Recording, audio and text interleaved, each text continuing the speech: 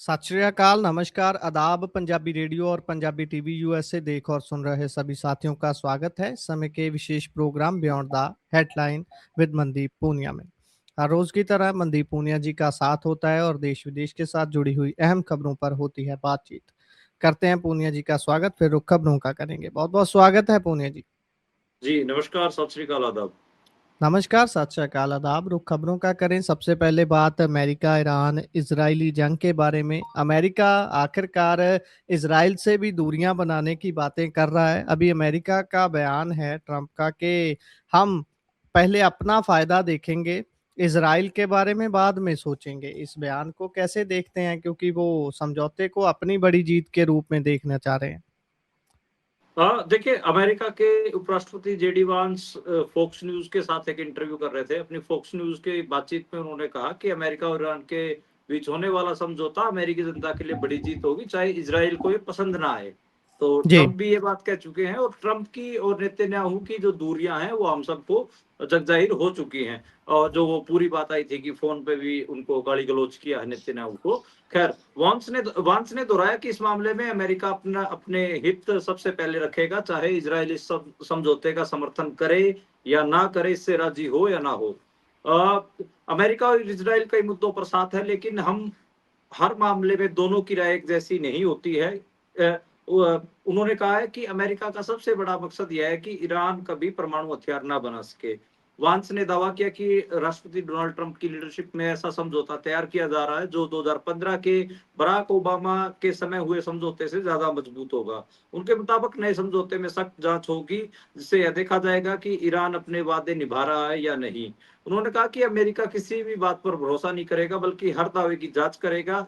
इसी वजह से नए समझौते में निगरानी पर खासा जोर दिया गया है। वांस ने कहा है कि उनके हिसाब से ईरान अब युद्ध जारी नहीं रखना चाहता और बातचीत के जरिए समाधान चाहता है, इसलिए वह अमेरिका के सामने नए प्रस्ताव रख रहा है। खैर, जो लगातार बात तो हो ही रही है कि दोनों के बीच में बातचीत हो रही है, लेकिन जो एक बार के लिए गुरप्रीत सब लोगों को चौंका दिया था, ईरान ने इजराइल के ऊपर जो अटैक किए थे, मिसाइल अटैक किए, 2 महीने का जो 2 महीने से सीज फायर जारी है, और उसमें पहली बार ऐसा था कि ईरान ने इजराइल के ऊपर अटैक किया। उसको साउथ लेबनान वाली बात का भी गुस्सा था।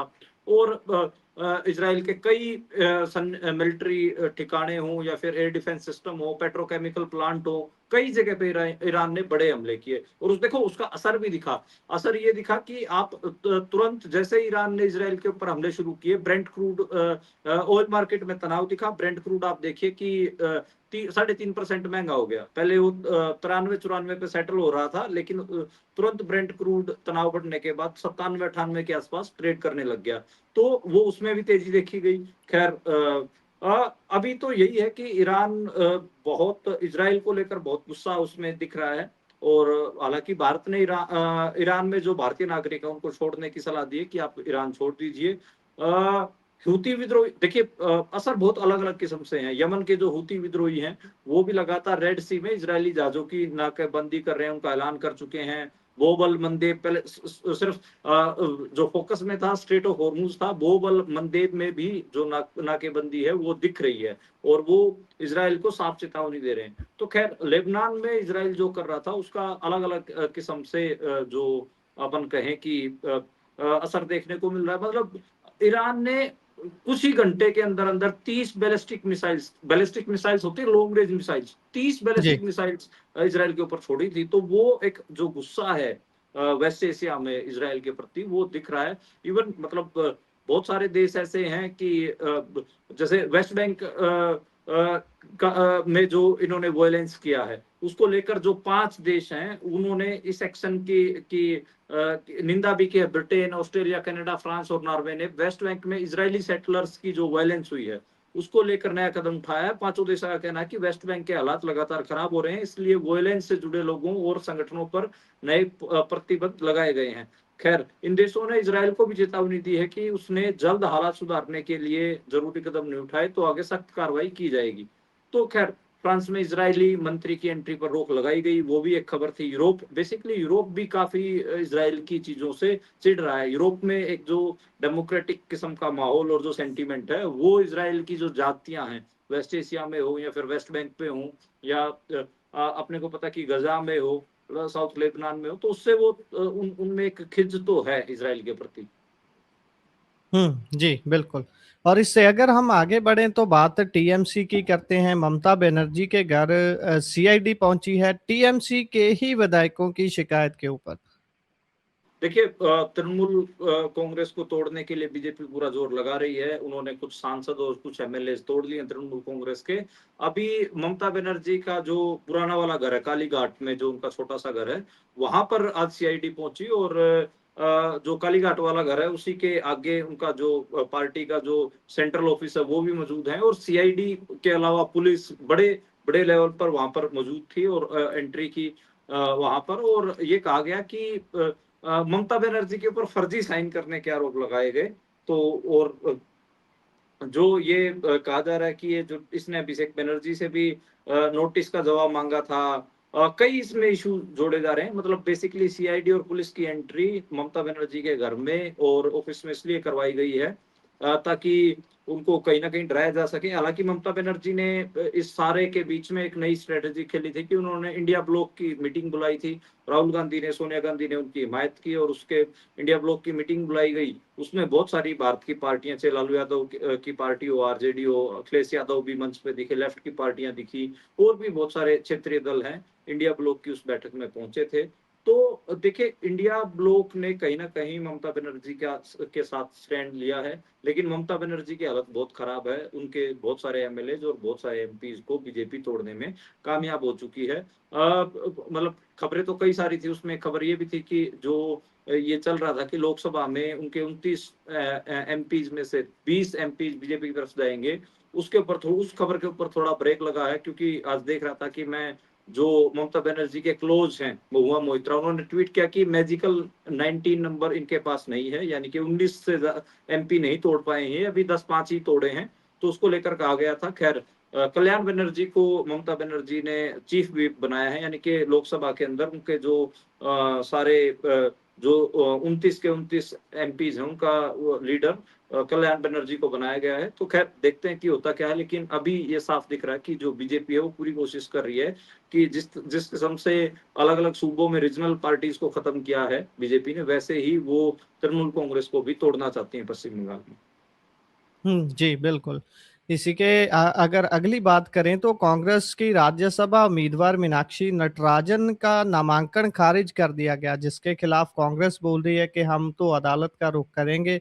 रनवे पर जाता-जाता वापस लौट आया उनका जहाज। देखिए मध्य प्रदेश में तीसरी राज्यसभा सीट के लिए कांग्रेस प्रत्याशी थी मीनाक्षी नटराजन। उनका नामांकन, उनका नॉमिनेशन खारिज किया गया है।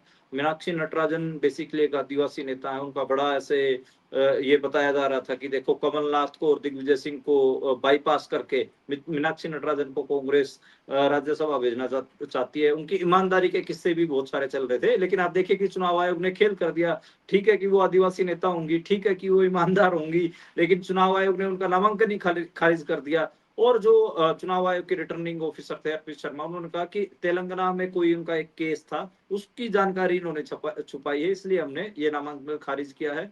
तो जो हालांकि मध्य प्रदेश में कांग्रेस के जो विधायक थे वो क्रॉस वोटिंग का कांग्रेस को डर था, तो इसलिए उनको लेकर प्राइवेट प्लेन में लेके उनको घूम रही थी कांग्रेस। बाद में रनवे से ही उस प्लेन को वापस लौटाया गया। काफी टेंशन देखने को मिली वहां पर। कांग्रेस के विधायकों ने प्रदर्शन भी किए, लेकिन अभी तक कोई ये कहें कि अपील जरूर की गई है, लेकिन लग नहीं रहा कि मीनाक्षी नटराजन का जो नॉमिनेशन है वो जारी रखा, वो उनको चुनाव लड़ने दिया जाएगा। मुझे लगता है कि वो खारिज ही कर दिया गया है। हालांकि कांग्रेस इस बीच अपने विधायकों को मध्य प्रदेश से लेके बेंगलुरु शिफ्ट कर रही थी, और बीच में ही उनको वो सारी प्रक्रिया रोकनी पड़ी। विधानसभा में रिटर्निंग ऑफिसर के खिलाफ गहमा गहमी भी दिखी, आंदोलन भी किया, एमएलए ने नारेबाजी की।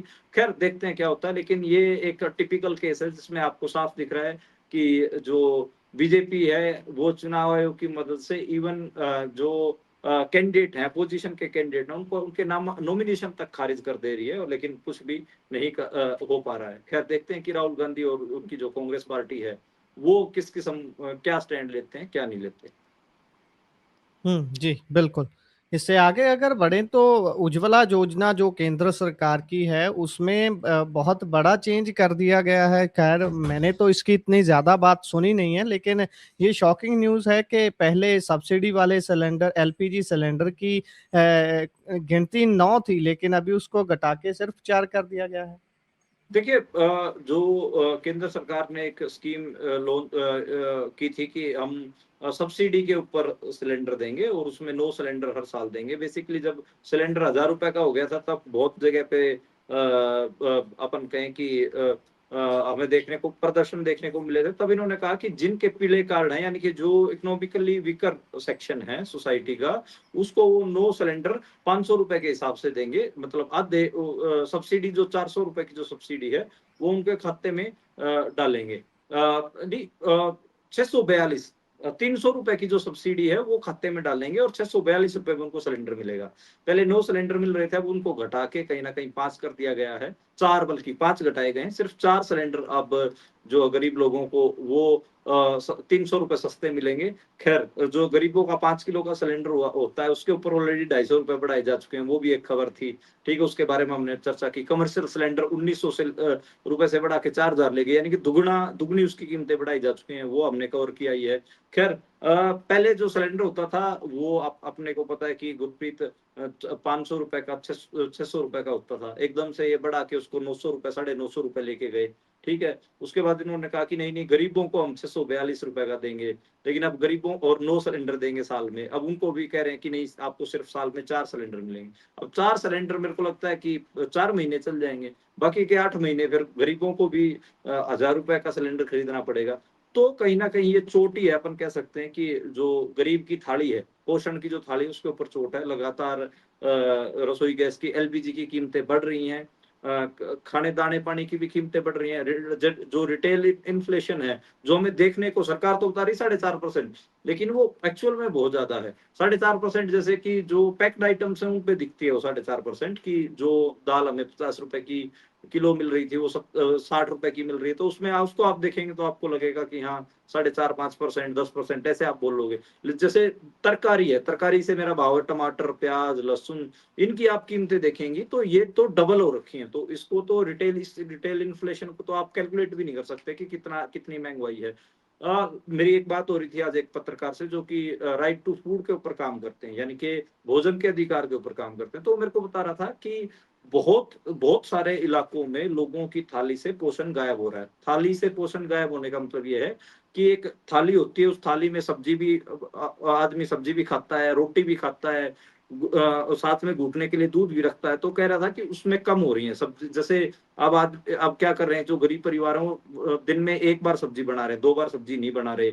एक बार वो चटनी रोटी इनके साथ खा ले रहे हैं। अगर कोई परिवार 1.5-2 लीटर दूध ले रहा था तो उसने आधा कर दिया दूध, वो 1 लीटर ले रहा, 2 लीटर की बजाय उसने 1 लीटर दूध लेना शुरू कर दिया। तो इस किस्म की बहुत सारी चीजें वो बता रहे थे कि कैसे गरीबों की जो थाली है उससे लगातार पोषण कम हो रहा है। हालांकि भारत में जो मॉल न्यूट्रिशन का जो इशू है वो भी बहुत बड़ा इशू है। बच्चों में स्टंटिंग और वेस्टिंग के इश्यूज हैं। अपने को पता है 50% जो 50% के आसपास भारत में जो महिलाएं हैं वो अनेमिक है, उनमें खून की कमी है। बहुत सारे ऐसे इश्यूज हैं। तो पोषण पहले ही भारत की आबादी में बहुत कम है। बहुत सारी चीजों की कमी हम लगातार देखते हैं। ऊपर से इस रिटेल इन्फ्लेशन ने, इस महंगाई ने, चाहे गैस की हो रसोई गैस की महंगाई हो चाहे फिर खाद्य महंगाई हो, इसने कहीं ना कहीं गरीबों की थाली के ऊपर असर डालना है और उसके बड़े असर हमें आने वाले दिनों में देखने को मिलेंगे।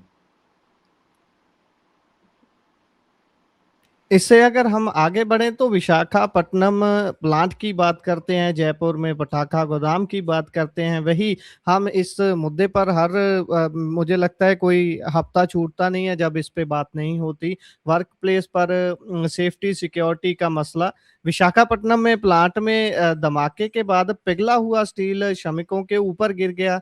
ये बेहद सुनने में ही बहुत दुखद खबर लग रही है। देखिए आज कई जगह से ऐसी बहुत खतरनाक खबरें आई, लगभग हर सूबे से ही खबरें हैं। ठीक है, जहाँ पे आपको देखने को मिलेगा कि जो वर्क प्लेस है वहां पर मजदूरों की श्रमिकों की मौत हो रही है। आंध्र प्रदेश का विशाखापट्टनम है, वहाँ स्टील प्लांट में जो पिघला हुआ स्टील है वो मजदूरों के ऊपर गिर गया, जिसके कारण 8 श्रमिकों की डेथ हुई है, वर्कर्स की डेथ हुई है। ठीक है, बहुत दिल दहला देने वाले विजुअल्स हम देख रहे थे, उस प्लांट के थे और बड़ा अजीब लगा। खैर जो हम ये खबरें मजदूर देखे, दो टॉपिक ऐसे हैं जो हम लगातार कोशिश करते हैं गुरप्रीत, चाहे मजदूरों का हो चाहे किसानों का। किसान अगर कोई आंदोलन कर रहे होते हैं वो खबर हम जरूर लेते हैं। मजदूरों की जो वर्क प्लेस पे जो डेथ्स हैं, क्योंकि इंडिया में बहुत अनसेफ वर्क कंडीशंस हैं, बहुत खराब स्थितियों में मजदूर काम करते हैं और उनकी मौतें हो रही हैं इंडिया में ही, लेकिन फिर भी ये इशू नहीं बन रहा है। अब जैसे जयपुर की बात करिए, जयपुर में एक पटाखा फैक्ट्री में आग लगने के कारण 8 वर्कर्स की डेथ हो गई, उसमें एक बच्चा भी था, छोटा बच्चा भी। और जो विजुअल्स है आप देख लो पटाखा फैक्ट्री के, तो आपका एकदम से बहुत बुरा हाल हो जाएगा। बहुत बहुत घटिया विजुअल्स हैं। और मतलब बड़ी लेवल पे वहां पे जो मजदूर हैं वो घायल हुए हैं, घायलों की संख्या तो बहुत ज्यादा है। अब उसको सीज कर दिया गया है, असल इंफॉर्मेशन भी बाहर नहीं आने दे रहे फैक्ट्री की। और ऐसे ही रोहतक में एक हरियाणा की खबर है, 4 लोग जिंदा जलने का अंदेशा बताया जा रहा है। 10 ऐसे जो शॉप्स के ऊपर जो स्मॉल स्केल की इंडस्ट्री होती है वो चल रही थी, उसमें आग लग गई, 4 लोग जिंदा जल गए हैं। तो आप देखेंगे कि भारत में अनसेफ वर्किंग कंडीशंस के कारण हर रोज मजदूरों की डेथ हो रही है, लेकिन फिर भी कोई बड़ा इशू नहीं है। तो यानी कि आपकी जो काम करने की जगह है, जहां से आपने मेहनत मजदूरी करके कमा के खाना, वो भी सुरक्षित नहीं है। तो ये काफी बड़ा इशू है गुरप्रीत।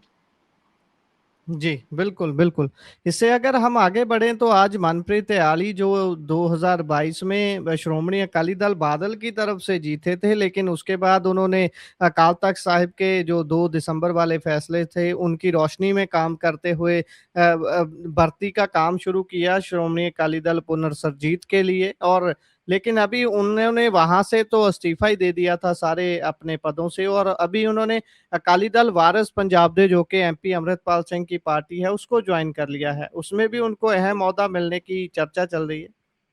देखिए, आपने सही फरमाया कि लुधियाना के दाखा हल्के से जो विधायक थे मनप्रीत सिंह रैली, वो वन ऑफ द मतलब 3 मेंबर्स थे ऑफ लेजिस्लेचर असेंबली, मतलब एमएलए बने वो पंजाब की विधानसभा के। 3 जो अकाली दल के जीते उनमें से एक थे। और उसमें सुखबीर बादल के साथ उनकी टकराट देखने को मिली। 2 दिसंबर का जो फैसला जैसा आपने बताया, उसमें वो पहले तो पुनर्सुरजीत अकाली दल पुनर्सुरजीत के साथ वो लिए थे, वहां पर मेंबरशिप वगैरह बहुत सारी चीजों में रहे।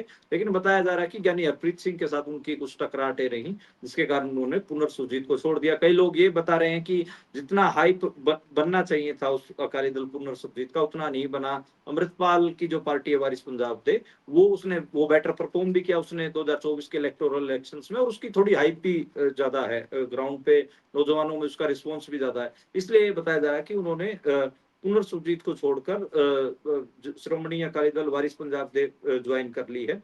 सुखबीर बादल के साथ उनकी जो बयानबाजियां हैं उसके ऊपर आप लगातार पहले भी अपने बुलेटिन में बात हुई है कि काफी तल्खी भरी जो बयानबाजियां थी उनकी देखी गई। कल शाम को ही हम ये बात कर रहे थे कि वो अकाली दल अमृतपाल की पार्टी ज्वाइन करेंगे, क्योंकि उन्होंने चंडीगढ़ में तो आज प्रेस कॉन्फ्रेंस की है। प्रेस कॉन्फ्रेंस करने से पहले उन्होंने कल अपने घर पे अपने वर्कर्स को, दाखा हल्के के वर्कर्स को बुलाया हुआ था। वहीं से ये खबर ब्रेक हुई कि हाँ वो अमृतपाल सिंह की पार्टी में जा रहे हैं। उनकी कुछ मुलाकातें उनके पिता तरसेम सिंह से भी हुई थी। और आज जब उन्होंने पार्टी ज्वाइन की है तो पार्टी के जो एमपी हैं फरीदकोट से, वो भी मौजूद थे, खालसा जी। और ऐसे ही बात करें तो तरसेम सिंह जो उनके पिताजी हैं वो मौजूद थे।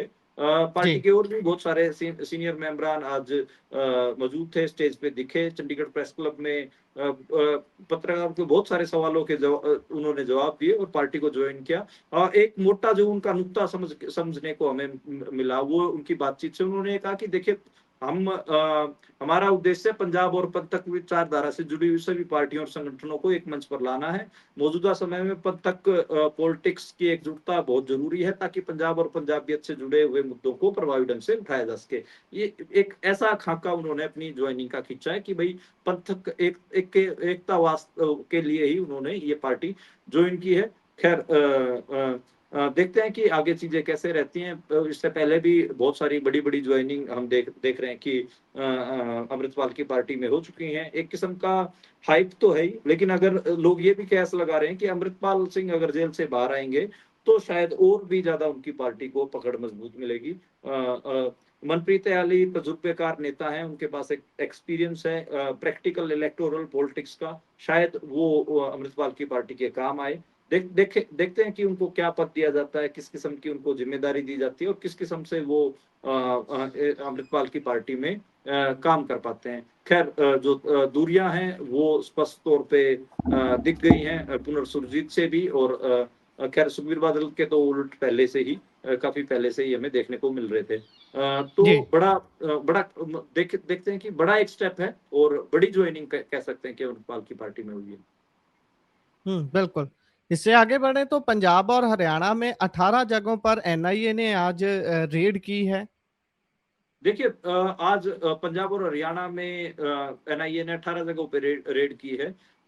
इसमें ये निकल के आ रहा है कि बहुत सारी जगहों पे तो जो इंटरनेशनल क्राइम है, गैंगस्टर्स हैं, उनके कनेक्शन में रेडें हुई हैं। जैसे मानसा में बताया जा रहा है कि यादविंदर सिंह नाम के एक शख्स के ऊपर रेड हुई है। वो जो पाकिस्तानी गैंगस्टर है शहजाद भट्टी, उसके संपर्क में था, इसके कारण हुई है। इसके अलावा बता दें कि जो हरियाणा में भी ऐसा ही बताया जा रहा है कि अलग-अलग जगहों पे रेडें हुई हैं। हालाँकि अभी तक कोई पॉलिटिकल एंगल निकल के नहीं आ रहा है, शायद डिस्क्लोज़ भी ना किया गया हो, तो खबर अभी अधूरी है। कल पता लगेगा कि किस-किस किस्म की कार्रवाइयाँ एनआईए ने पंजाब हरियाणा में की हैं। और ये माना जाता है कि बहुत सारे जगहों पे जो एनआईए रेड करती है उसमें पॉलिटिकल लोग भी होते हैं, ऐसे लोग भी होते हैं जो ड्रग वगैरह के कारोबार में हुए हैं और किसी इंटरनेशनल क्राइम से जुड़े हुए मामले उनमें भी करती है। तो खैर कल पता लगेगा कि फाइनली कहाँ-कहाँ पे किस-किस किस्म की रेड्स वगैरह हुई हैं। 1-2 जगह ऐसे खबरें हैं हरियाणा में भी कि वहाँ पर शायद पॉलिटिकल रेड्स भी हुई हैं। तो खैर कल पता चलेगा कि एनआईए की जो ये रेड हैं, ये कहाँ-कहाँ और कैसे किस संदर्भ में हुई हैं। जी। इससे आगे बढ़े तो विक्रम मजीठिया गिरफ्तारी से बचने के लिए अमृतसर कोर्ट पहुंचे हैं। हाँ, श्रोमणी अकाली दल के वरिष्ठ नेता विक्रमजीत सिंह मजीठिया अपनी गिरफ्तारी पर रोक लगाने और जमानत के लिए अग्रिम जमानत के लिए अमृतसर जिला अदालत पहुंचे हैं। वहां पर उन्होंने अपनी पिटीशन दायर की है। मामला आपको पता होगा थाना मजीठा में उनके खिलाफ जो एफआईआर दर्ज की गई थी लोकल बॉडीज इलेक्शन वाले दिन उसी उसी का मामला है। उसी केस में अपनी अग्रिम जमानत के लिए उन्होंने पिटीशन दायर की है। खैर मामले की सुनवाई 10 जून को होगी और 10 जून को पुलिस को रिपोर्ट पेश करने के लिए कहा गया है। तो खैर 10 जून यानी कल ही है। कल जो पुलिस है मजीठा थाने की वो अपना केस प्रेज़ेंट करेगी अदालत में। पूरा जो मामला है देखो राजनैतिक तौर पर हो या कानूनी तौर पर काफ़ी गर्म हो चुका है। अलग-अलग लीगल एक्सपर्ट अपनी राय दे रहे हैं। राजनीतिक तौर पर तो आपको पता ही है कि कैसे भगवंत मान इसको भुनाने की कोशिश कर रहे हैं और खुद विक्रमजीत सिंह मजीठिया भी इसको भुनाने की कोशिश कर रहे हैं। तो वो पोस्टर वार भी देखने को मिला भगवंत मान की तरफ से आम आदमी पार्टी की तरफ से कोई कुछ और पोस्टर्स लगवाए गए, कुछ पोस्टर्स हमने देखा कि मजीठिया की तरफ से भी लगवाए गए। खैर जो ये एफआईआर थी ये 31 मई को मजीठा थाने में एक और एफआईआर दर्ज की गई जिसमें थाने में जबरन घुसकर हिरासत में लिए गए एक आरोपी को छुड़वाना और सरकारी काम में बाधा डालना इस किस्म की उनके ऊपर एफआईआर थी। खैर मजीठा हल्के में आपको पता है कि जब जैसे ही वो अंडरग्राउंड हुए तो मजीठा हल्के में उनके लापता होने के पोस्टर लगाए गए। वो लगवाए किसने वो आपको पता ही है। खैर भगवंत मान ने भी स्टेटमेंट दी तो वो क्लियर ही था कि जो पोस्टर वार जो चला उसमें वो आम आदमी पार्टी ने लगवाए थे। विक्रमजीत सिंह मजीठिया को भगोड़ा और पता नहीं क्या-क्या दिखाया गया। खैर अभी देखते हैं कि आगे इस पूरे मसले में क्या होता है लेकिन जो मामला है वो पूरा गर्म हो रखा है। ठीक है कि एक तरफ आपको जो सूबे के अंदर जो अपोजिशन पार्टी है रीजनल पार्टी अकाली दल के लीडर्स को आम आदमी पार्टी परेशान करती हुई दिख रही होगी। सेम विद आम आदमी पार्टी जो केंद्रीय हुकूमत है बीजेपी है वो आम आदमी पार्टी के नेताओं को भी तो तंग कर रही है। तो मतलब जो दिल्ली वालों का मॉडल है सेम पंजाब में आम आदमी पार्टी बीजेपी के ही मॉडल को लागू कर रही है। आज आप देखिए कि आज एक रेड और हुई है जिसमें आप देखिए कि केजरीवाल कह रहे हैं कि हिंदू व्यापारी को टारगेट कर रहे हैं। ठीक है भाई यहाँ फिर आप कल को तो अकाली दल प्रेस कॉन्फ्रेंस कह सकते हैं कि करके कह सकते हैं कि सिख सियासतदान को पंथक सियासतदान को तंग कर रहे हैं। हालांकि वो कितने सिख और पंथक सियासतदान है उसके ऊपर बहस अलग से हो सकती है कोर्ट अनकोर्ट में कह रहा हूँ। पर खैर आज जैसे बात करें कि केजरीवाल और भगवंत मान अंबाला में जो इनके गोवा के प्रभारी हैं सिंगला जिनको अरेस्ट कर रखा है दीपक सिंगला उनसे भी मिलने के लिए 25 मिनट मुलाकात की जेल में भी तो खुद भी फंसे हुए हैं।